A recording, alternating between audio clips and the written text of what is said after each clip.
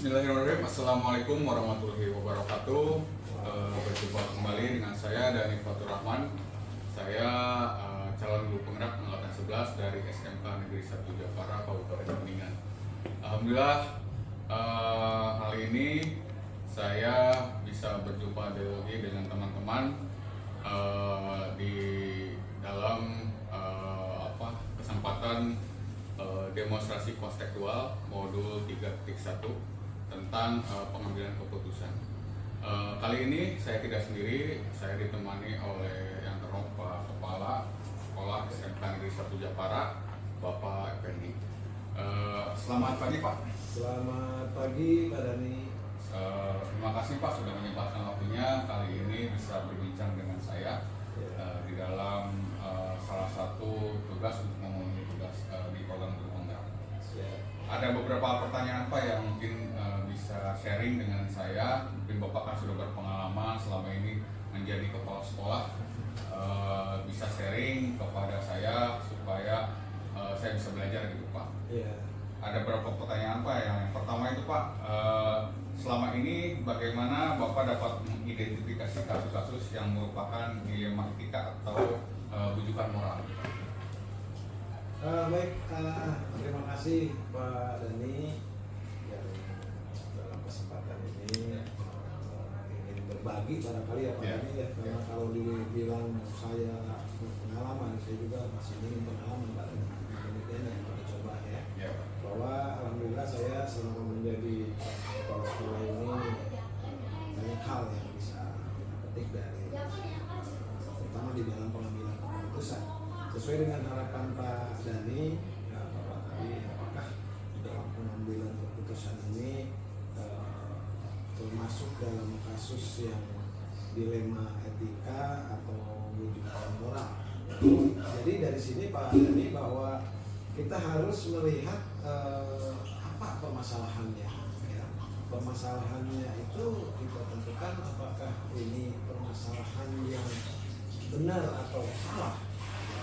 Kemudian apa itu juga salah ataupun benar dan berakibat terhadap kaitannya dengan hukum dan lain sebagainya.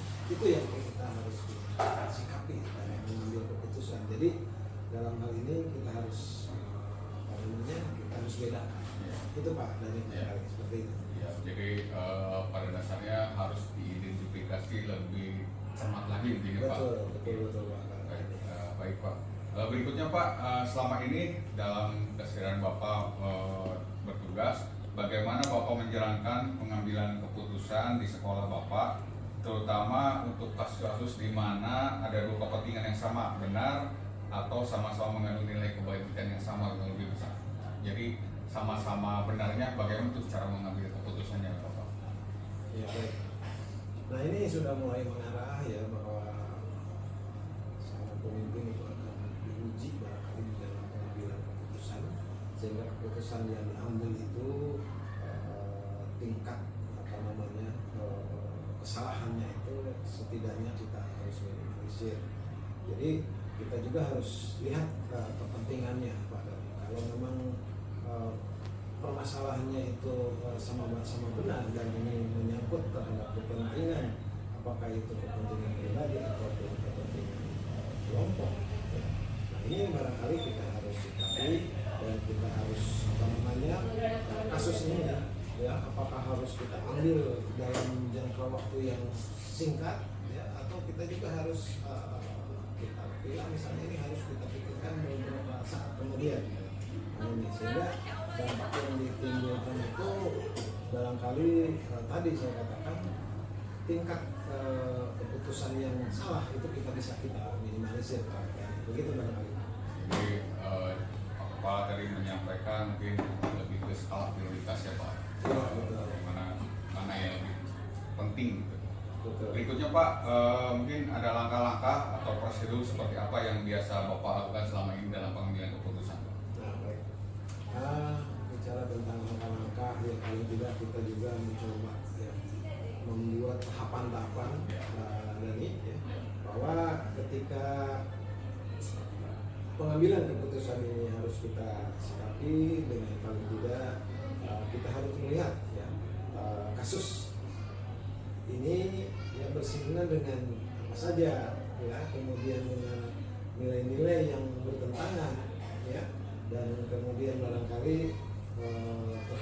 kepentingan. Ya. Nah, sehingga nanti paling tidak tahapan itu bisa kita perhatikan di situ. Ya, kemudian yang kedua, ya, dalam permasalahan ini sebenarnya apa saja sih harus kita ambil ini, ya, artinya bahwa siapa saja yang terlibat di sana, itu Pak ya. Kemudian yang ketiga juga tentunya tidak lepas dari membuat sebuah keputusan, kita harus mengumpulkan fakta, kemudian data apa saja, sehingga kita keputusan itu ada dasar, ada dasarnya, sehingga kita tidak apa namanya kira-kira itu diantaranya. Kemudian juga kita analisis setelah kita data dan faktanya barangkali selanjutnya kita analisis keputusan yang kita ambil itu betul-betul keputusan yang tadi yang tidak menimbulkan dampak yang baik terhadap lembaga terutama. Itu barangkali Pak. Baik, terstruktur berarti ya Pak. Tadi tahapannya yang Bapak sampaikan sampai terakhir itu ada di analisis terakhir. Iya. Berikutnya Pak, mungkin ada hal-hal apa saja yang selama ini Bapak anggap efektif Pak dalam pengambilan keputusan pada kasus-kasus dilema etika itu? Ya baik. Jadi dalam pengambilan keputusan itu sesuai dengan bahwa kita juga harus memperhatikan terhadap nilai-nilai yang tentunya bisa berakibat kepada atau bisa menimbulkan sebuah masalah di kemudian, sehingga bagaimana supaya keputusan itu efektif, ya, dan tidak berdampak yang kurang baik bagi pihak-pihak ataupun pada lembaga sekalipun, maka yang kita upayakan bahwa kasus yang akan kita ambil, ya, dan kita ambil sebuah keputusan itu bagaimana nilai-nilai daripada kasus itu kita dalami, sehingga kita anggap bahwa permasalahan itu akan lebih efektif. Seperti itu Pak. Baik. Berikutnya Pak, mungkin ada hal-hal apa saja yang selama ini merupakan tantangan dalam pengambilan keputusan pada kasus-kasus dilema etika Pak? Ya baik. Pak Dani, barangkali tantangan, yang namanya bicara tentang tantangan, ini aslinya di dalam memimpin seperti itu. Bisa katakan bahwa iklim yang di sebuah lembaga itu berbeda satu sama lain, sehingga bagaimana pemikiran-pemikiran kita menyikapi terhadap perbedaan itu, ya, sehingga keputusan yang kita ambil sebagai sebuah solusi atas perbedaan, ya, di dalam satu lembaga itu tentunya dengan iklim yang berbeda satu sama lain, sehingga keputusan yang kita ambil itu bisa menjadikan sebuah solusi, ya, dan juga apa namanya jawaban yang bisa diterima oleh semua pihak. Seperti itu. Berarti tantangan terbesar saya berarti menyelesaikan dengan sumber Berikutnya Pak, apakah Bapak memiliki sebuah jadwal tertentu Pak dalam sebuah penyelesaian masalah itu Pak? Mungkin bisa dijadwalkan dengan khusus atau dengan secara per kasus aja gitu. Ya, baik. Bagi seorang pimpinan dari soal dalam hal ini, permasalahan itu akan muncul dan tidak bisa kita prediksi waktunya kapan saja, ya, dan juga tentunya ada.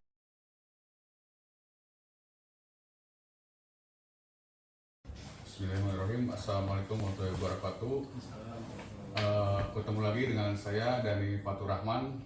Saya calon guru penggerak angkatan 11 dari SMK Negeri 1 Jepara. Alhamdulillah kali ini kita bertemu lagi di tugas demonstrasi konseptual. Kali ini saya akan membahas tentang pengambilan keputusan, teknik pengambilan keputusan. Kali ini saya tidak sendiri, saya ditemani oleh Pak Kepala Sekolah SMK Negeri 1 Cilimus, beliau sudah berpengalaman sebagai kepala sekolah. Insya Allah akan sharing berbagi dalam kesempatan kali ini. Selamat pagi Pak. Selamat pagi Dani.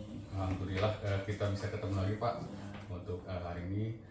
Kali ini saya akan minta sharing dengan Bapak tentang pengambilan keputusan Pak selama ini sebagai Bapak sebagai kepala sekolah, dan juga selama ini mungkin ketika menjalani rutinitas sebagai kepala sekolah, Bapak sering menemui masalah juga untuk teknik pengambilan keputusan seperti apa. Itu mungkin yang hari ini akan ditanyakan kepada Bapak. Untuk pertanyaan pertama Pak, mungkin Bapak bisa sharing mengenai selama ini bagaimana Bapak dapat mengidentifikasi kasus-kasus yang merupakan dilema etika Pak atau bujuk moral. Untuk kasus-kasus yang seperti ini itu sangat sering ditemui pada keputusan-keputusan kita sebagai ujung tombak ya pengambil keputusan itu kadang agak merasa kesulitan, harus berpikir beberapa kali, harus merenung gitu ya. Makanya kebanyakan kepala sekolah kadang butuh menyendiri gitu di ruangan karena sering sekali dijumpai kasus-kasus yang seperti itu, dimana butuh pertimbangan yang lebih ya, berkali-kali disaringnya. Ambil contoh misalnya gini, sambil contoh misalnya ada pegawai lah yang dia sering nggak masuk misalnya, sering nggak masuk satuan pendidikan itu mendamaikan teman-teman yang lain. Dalam artian kalau ada dia di satuan pendidikan itu agak karena orangnya agak rese gitu ya, jadi lebih baik tidak ada dia. Nah ini sebuah dilema. Satu sisi saya harus menegakkan semua pegawai itu harus hadir sesuai dengan SOP-nya, sesuai dengan jadwalnya. Di sisi lain saya juga harus melindungi teman-teman, karena kalau tidak ada pegawai ini lingkungan pendidikan itu bisa lebih damai gitu. Nah itu juga sebuah dilema. Di satu sisi seperti itu ya kondisinya. Dan contoh-contoh lainnya misalnya dalam bidang keuangan ya, keuangan. Misalnya ada satu kegiatan atau suatu hal yang mendesak, kemudian ada kegiatan serupa yang sama mendesaknya, dan itu harus pertimbangan mana yang harus didahulukan itu ya, skala prioritasnya. skala prioritasnya. Jadi hal-hal yang seperti itu yang sering didapati dan dijumpai. Terima kasih Pak. Jadi pada intinya Bapak butuh keputusan yang matang untuk pengambilan keputusan, terutama keputusan-keputusan yang menyangkut yang lebih luas lagi gitu. Tadi yang Bapak sampaikan kan contohnya yang pegawai yang jarang masuk. Nah itu mungkin kepentingan individu melawan kepentingan kelompok mungkin Pak. Karena lebih bagaimana lebih maslahat yang mana gitu. Tadi kan itu yang berbenturan dengan Bapak. Satu sisi harus menegakkan, satu sisi tidak menegakkan aturan, tetapi ini maslahat untuk teman-teman yang lain. Gitu. Itu kan berbenturannya di situ. Nah, itu berarti Bapak sudah menerapkan teori pengambilan keputusan yang kebetulan kami juga mempelajari berarti di teori-teori tentang pengambilan keputusan. Terima kasih Pak. Terus untuk yang kedua Pak, selama ini bagaimana Bapak menjalankan pengambilan keputusan di sekolah Bapak, terutama untuk kasus-kasus di mana ada dua kepentingan yang sama benar atau sama-sama mengandung nilai kebajikan gitu. Tadi kan yang Bapak contohkan itu kayak itu untuk penegakan aturan karena satunya memang salah, tapi ini sama-sama benarnya juga kasus yang Bapak tadi kedua sampaikan. Nah, kalau yang untuk yang sama-sama benar ya, tapi kebetulan harus diambil keputusan salah satunya ya. Nah itu saya biasanya menimbangnya dari nilai kemaslahatan yang tadi. Oh, iya. Jadi yang untuk yang kasus pertama misalnya keputusan yang harus diambil yang A itu nilai kebajikannya berapa, ya. Iya. Ada berapa keuntungan, misalnya ada 5 keuntungan, sedangkan yang ini 4 misalnya, yang B-nya, keputusan B-nya 4 kelebihan ya. Poinnya kan menang A, berarti saya harus mengambil keputusan Yang lebih A. banyak ya Pak. Yang lebih banyak maslahatnya. Itu untuk kalau yang derajatnya hampir sama ya, tetapi pasti ada lebihnya ya di antara dua pilihan itu. Pasti ada yang nilai positifnya lebih banyak, dan itu yang harus diambil. Ya, berarti teknik pengambilan keputusannya kalau ada 2 keputusan yang benar itu Bapak lebih mementingkan keputusan yang lebih banyak mengandung nilai-nilai Iya. kebajikannya Iya. dan kemaslahatannya itu lebih banyak gitu. Ya, Terima kasih Pak. Nah, untuk berikutnya Pak, yang ketiga, mungkin langkah-langkah atau prosedur seperti apa yang biasa Bapak lakukan nih selama ini untuk pengambilan keputusan? ya. Biasanya untuk pengambilan keputusan kita ada rapat manajemen ya, untuk yang sifatnya umum di satuan pendidikan. Kita tiap awal bulan itu ada rapat manajemen, dan di sana dibahas untuk program 1 bulan ke depan dan pembahasan progres yang bulan lalu. Iya, evaluasi. Kalau ada permasalahan-permasalahan yang muncul gitu, kemudian dibahas langsung di sana sampai pemecahan masalah. Tetapi tetap kendali ada di saya selaku pimpinan. Jadi untuk keputusan-keputusan itu saya hanya merangkum dari beberapa rekan-rekan yang ada di tim manajemen, kemudian yang menurut saya yang paling terbaik itu yang mana, baru itu yang saya ambil keputusannya. Jadi saringan dari tim teman-teman dulu yang di tim manajemen. Iya, berarti Bapak prosedurnya berarti melakukan rapat rutinnya Pak tiap bulan untuk membahas tentang program 1 bulan ke depan, juga evaluasi sebelumnya. Ya. Dan Bapak juga kalau permasalahannya itu sifatnya insidental, Iya. insidental paling berhubungan dengan apa insidentalnya. Kalau misalnya untuk hal kurikulum, saya akan berkoordinasi dengan WK kurikulum, tetapi tetap terakhirnya saya yang memutuskan. Gitu. ya, jadi keputusan terakhir tetap ada di pimpinan ya Pak, meskipun Bapak juga mendengar aspirasi dari bawah. Ya. Berikutnya Pak, hal-hal apa saja yang selama ini Bapak anggap efektif Pak dalam pengambilan keputusan pada kasus-kasus dilema etika, berhubungan dengan etika? Dengar pendapat, Oh. dengar pendapat yang pertama, artinya teman-teman yang ada di sekitar kita itu kita dengarkan pendapatnya, terutama dari tim manajemen sebagai penentu di situ.